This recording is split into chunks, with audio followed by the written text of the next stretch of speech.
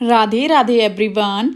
दोस्तों, आप सभी का मेरे चैनल नैन्सी शुभम ऑफिशियल में बहुत बहुत स्वागत करती हूँ। मैं आज की इस वीडियो में मैं आपको सुनाने जा रही हूँ अगहन मार्गशीर्ष मास की संकष्टी चतुर्थी व्रत की पौराणिक कथा। इस बार अगहन महीने की संकष्टी चतुर्थी व्रत 30 नवंबर 2023 गुरुवार को रखा जा रहा है। दोस्तों, इस दिन को गणाधिप चतुर्थी के नाम से जाना जाता है। भगवान श्री गणेश को समर्पित ये चतुर्थी बहुत खास मानी गई है। आइए सुनते हैं इसकी कथा। प्राचीन काल में त्रेता युग में दशरथ नामक एक प्रतापी राजा थे। वे राजा आखेट प्रिय थे। एक बार अनजाने में ही उन्होंने एक श्रवण कुमार नामक ब्राह्मण का आखेट में वध कर दिया। उस ब्राह्मण के अंधे माँ बाप ने राजा को श्राप दिया कि जिस प्रकार हम लोग पुत्र शोक में मर रहे हैं, उसी भांति तुम्हारा भी पुत्र शोक में मरण होगा। इससे राजा को बहुत चिंता हुई। उन्होंने पुत्रेष्टि यज्ञ कराया। फलस्वरूप जगदीश्वर ने राम स्वरूप में अवतार लिया। भगवती लक्ष्मी जानकी के रूप में अवतरित हुईं। पिता की आज्ञा पाकर भगवान राम, सीता जी और लक्ष्मण सहित वन को चले गए, जहां उन्होंने खरदूषण आदि अनेक राक्षस व राक्षसियों का वध किया। इससे क्रोधित होकर रावण ने सीता जी का अपहरण कर लिया। सीता जी की खोज में भगवान राम ने पंचवटी का त्याग कर दिया और ऋषिमुख पर्वत पर पहुंचकर सुग्रीव के साथ मैत्री की। तत्पश्चात सीता जी की खोज में हनुमान जी आदि बानर तत्पर हुए।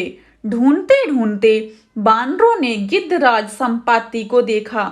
इन बानरों को देखकर संपाति ने पूछा कि कौन हो, इस वन में कैसे आए हो, तुम्हें किसने भेजा है यहाँ पर, तुम्हारा आना किस प्रकार हुआ है।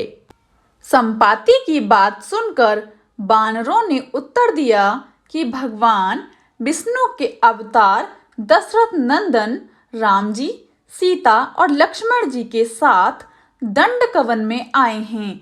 वहां पर उनकी पत्नी सीता जी का अपहरण कर लिया गया है। हे मित्र, इस बात को हम लोग नहीं जानते कि सीता कहाँ हैं।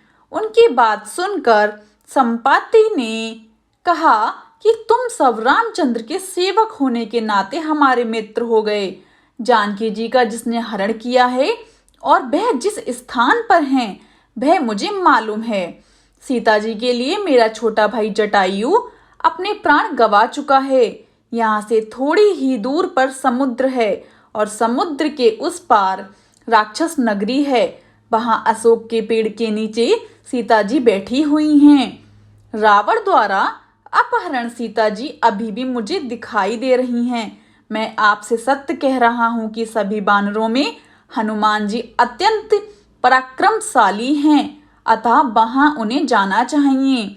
केवल हनुमान जी ही अपने पराक्रम से समुद्र को लांघ सकते हैं, अन्य कोई भी इस कार्य में समर्थ नहीं है।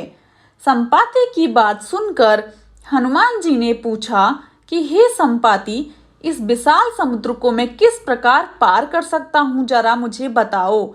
जब हमारे सब बानर उस पार जाने में असमर्थ हैं, तो मैं ही अकेला कैसे पार जा सकता हूँ। हनुमान जी की बात सुनकर संपाति ने उत्तर दिया कि हे मित्र, आप संकट नाशक गणेश चतुर्थी का व्रत कीजिए। उस व्रत के प्रभाव से आप समुद्र को क्षण भर में पार कर लेंगे। संपाति के आदेश से संकट चतुर्थी के उत्तम व्रत को हनुमान जी ने किया। हे देवी, इसके प्रभाव से हनुमान जी क्षण भर में समुद्र को लांघ गए। इस लोक में इसके समान सुखदायक कोई दूसरा व्रत नहीं है। अतः मार्गशीर्ष कृष्ण चतुर्थी के दिन यह व्रत करने से सभी संकट दूर होते हैं तथा शत्रुओं पर विजय प्राप्त होती है। दोस्तों, हमारी यह कथा यहीं पर समाप्त होती है। अगर आपको मेरी यह कथा पसंद आई हो तो जाने से पहले मेरे चैनल को लाइक, शेयर एंड सब्सक्राइब करना बिल्कुल भी ना भूलें। And also press the bell icon ताकि मेरी कोई भी वीडियो आए आपको नोटिफिकेशन तुरंत मिल जाए। अगहन मार्गशीर्ष मास संकष्टी चतुर्थी की आप सभी को मेरी तरफ से हार्दिक शुभकामनाएं। राधे राधे एवरीवन।